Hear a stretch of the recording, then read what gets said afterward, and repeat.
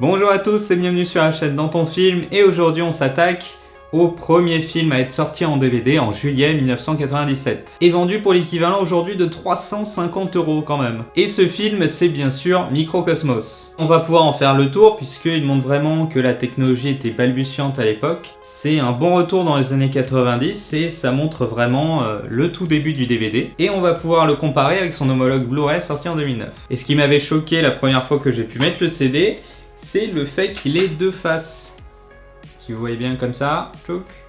Parce qu'il y a une face 4/3 et une face 16/9. Parce que à l'époque, la plupart des gens, ils avaient des petites télés en tube cathodique 4/3. Le 16/9, c'est arrivé que bien plus tard, ou en tout cas ceux qui avaient du 16/9, c'est des gens qui étaient bien en place. Et le problème avec les télés 4/3, c'est que quand tu avais une source en 16/9, la télé elle croppait sur les côtés, donc ça devenait un truc vraiment carré. Donc il fallait une version 4/3 avec des bandes noires rajoutées pour éviter que la télé croppe l'image. Et du coup, la face en 16/9 était vraiment là pour ceux qui avaient des thunes qui étaient en place. Parce que c'était vraiment des télés assez grosses et en 16/9, comme vous pouvez voir là. Non mais sans rigoler, ça vendait vraiment du rêve à l'époque. T'avais ça dans ton salon, mais ça voulait dire que t'étais directeur artistique, que t'avais vraiment un bête d'appart où tout était en blanc avec que des meubles contemporains. Et dans ton salon, il y avait cette énorme télé avec Sharon Stone sur un fauteuil, elle aussi en blanc. Et que ta vie se résumait au film Jet Set.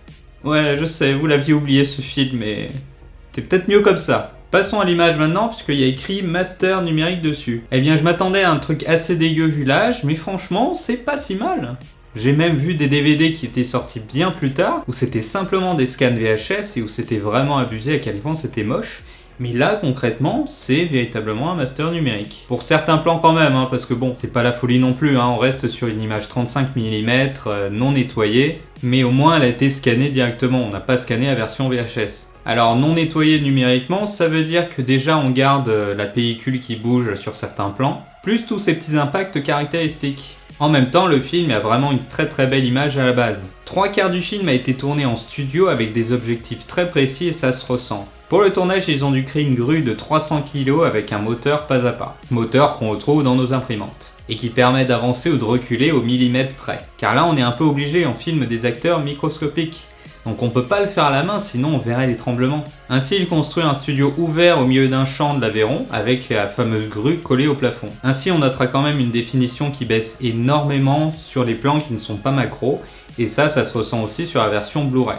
Donc pour les 3/4 du film, c'est vraiment excellent, l'image est nickel, mais le dernier quart du film, qui n'a pas été tourné en studio mais en extérieur, et ben ça se ressent, ça se voit, la définition elle baisse énormément, que ce soit sur DVD ou sur Blu-ray. Parce que ce Blu-ray sorti en 2009, il est très beau, il est très bien, mais il n'a pas été remasterisé. Et ça c'est vraiment dommage parce que s'il avait été remasterisé, il aurait été je pense dans les top 5 des meilleurs Blu-ray en termes de définition et en termes de son. Sur la page Facebook vous pourrez retrouver les captures de la version DVD et de la version Blu-ray pour vous donner un peu un ordre d'idée de la différence entre les deux. On notera aussi un truc un peu bizarre, c'est que sur la version DVD, vers la fin du DVD, il y a plein de séquences qui sont sous-ex. Donc tout le film se déroule sur une journée. Et moi je pensais en voyant le DVD que c'était fait exprès pour signifier la fin de la journée. Mais quand on regarde la version Blu-ray, on n'a plus vraiment cette espèce de sous-ex qui est mis, donc je pense que c'est un vrai problème d'étalonnage. Et ce qui est marrant, c'est que dans les bonus, c'est très bien expliqué, un chapitrage du film qui vous permettra un accès facile à votre séquence préférée. Et ça, pourquoi c'est en bonus ? Bah tout simplement parce qu'il n'y avait que le DVD qui pouvait proposer ça. Jusque là, fallait rembobiner la cassette, tu pouvais pas vraiment atteindre un endroit précis du film à n'importe quel moment. Donc c'était un peu une petite révolution. Passons maintenant au son, on atteint quasiment la perfection sur Blu-ray. L'univers sonore du film est un mélange entre des sons réels captés par des microphones spéciaux, des sons recréés en haut étage, plus de la musique. Chose rare, le compositeur Bruno Coulet et le monteur son Laurent Coiglion ont travaillé ensemble pour faire en sorte qu'on ne sache pas si les sons que l'on entend viennent de la musique ou des insectes. Ainsi pour ce film, il reçut le César de la meilleure musique, du meilleur son, de la meilleure photo, du meilleur montage et du meilleur producteur. Ce qui a récompensé 2 ans d'écriture, 3 ans de tournage et 9 mois de montage. Hormis pour le stop motion, quel film aujourd'hui peut se targuer d'avoir 2 ans de prépa et 3 ans de tournage ? Et en plus a réussi à faire 4 millions d'entrées en France. Pour vous donner un ordre d'idée, voici les films français qui ont fait le plus d'entrées en France année après année depuis 10 ans. Et ça me rend un peu triste parce que c'est un des derniers représentants d'une époque. Aujourd'hui, si ce film sortait en salle, il ferait jamais 4 millions d'entrées. Alors que c'est une vraie révolution visuelle et sonore. Même aujourd'hui, il reste à la hauteur techniquement. Et je me souviens que quand j'étais petit, la description, elle me vendait vraiment du rêve. L'homme rêve à d'hypothétiques créatures extraterrestres, vivant à des années-lumière, et il n'a pas commencé à regarder l'univers qui s'étend à ses pieds. Microcosmos, c'est une plongée vertigineuse dans les profondeurs du réel. Une aventure fantastique dans la jungle des herbes folles. Ses acteurs, les insectes et autres habitants clandestins de l'herbe et de l'eau. Microcosmos, c'est l'histoire d'une grande journée d'été vécue à l'échelle d'une fourmi, d'une abeille, d'un escargot. Avec ses moments de grâce, ses instants cocasses, ses drames et ses cataclysmes. Elle me vend du rêve cette description. Microcosmos, c'est une plongée vertigineuse dans les profondeurs du réel. Cette phrase, je la surkiffe. L'homme rêve d'hypothétiques créatures extraterrestres vivant à des années-lumière, il n'a pas commencé à regarder l'univers qui s'étend à ses pieds.